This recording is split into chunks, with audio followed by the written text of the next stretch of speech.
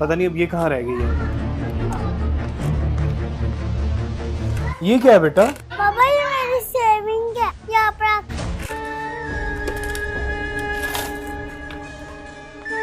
इन पैसों का अगस्त के लिए खाना ले आओ, ऐसे अल्लाह ताला खुश होंगे। अब सब खाना खाओ।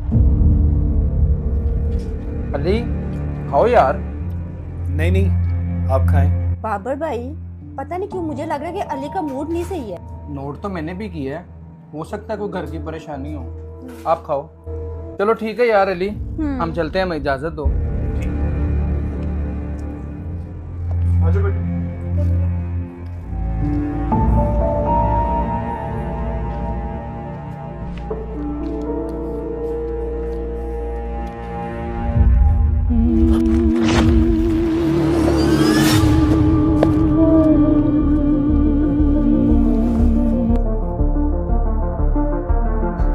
को अब समझ आई, पापा जब गेस्ट हमारे घर आते हैं तो घर में रहमत आती है, छिप जाते हैं तो घर की बलाएं घर से बाहर निकल जाती है। मेहमान के आ जाने पर अपना दिल तंग ना कर, क्योंकि मेहमान अल्लाह की रहमत होती है और अल्लाह ताला उस पर रहमत नाजिल फरमाता है जिसको पसंद फरमाता है।